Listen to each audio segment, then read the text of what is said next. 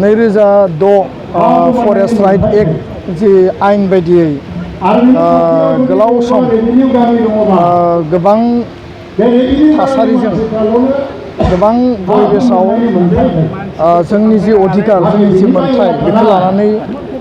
forest right एक्टनि बायदियै forest एन्टाइटेलमेन्ट हा पट्टा मोननायनि थाखाय बर' आरो ट्राइबेलफ्रा आसामाव रायजो जानाय गासैबो जुजिबोगासिनो दङ आरो बे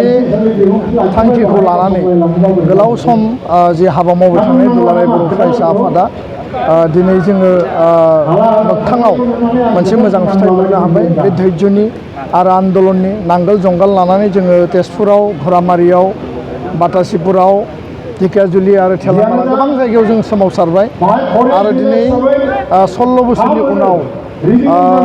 नैबे सुदेमजुलि बाटासिपुरनि साहा थानाय बे थावनियाव फरेस्ट राइट एक्ट बायदि ढेकियाजुलि समस्तिनि सिङाव थानाय 1301 बे परियालनो दिनै हा राननाय खामानिया आरम्भ जाबाय आरो गासै जेसेबां दंबावो बेयाव 15,000 क्लेमेन्ट्स सनितपुर जिल्लायाव दङ बिश्वनाथ जिल्लायावबो दङ हजाइनि काकि ओनसोलाव दङ दा बेखायनो जोंनि जि दाबि लास्ट बेक्तिया बा लास्ट नखरा जेब्लासिम हा पट्टा मोननाया जोबा बा मावफुंजाया बे समसिम जोङो सरकारखौ नारसिनगोन सरकारनि सायाव जों प्रेसार होगोन आरो प्रयजन जायोबा जोङो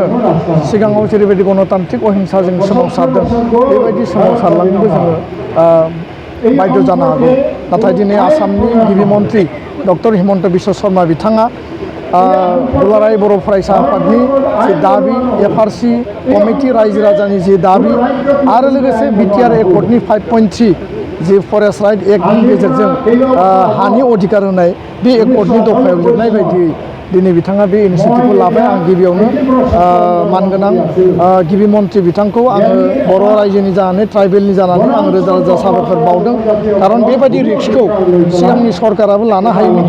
बर' मन्त्रि मोनबाय जिसान दा बेखायनो जायखि जिखि बुङा मानो जायखि जिखि जोंखौ माने सोंखारिया मानो दिनै जोङो खामानिखौ मावफुंनानैसो जोङो गारगोन आरो मावफुंनायनि खामानिया दिनै आरम्भ जाबाय आं बेखायनो गासै रायजो राजानिसिम धन्यबादखौ आं बावबाय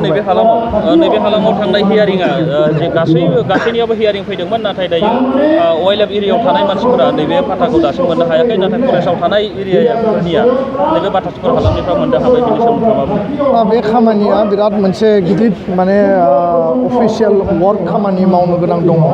दा बेयाव reserve forest area wild life area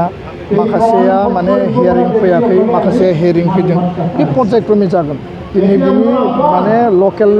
MLA आरो मिनिस्टार अशोक सिंघाल बिथाङा बुंदों गासैनिबो हा होनाय बेबस्थाया जागोन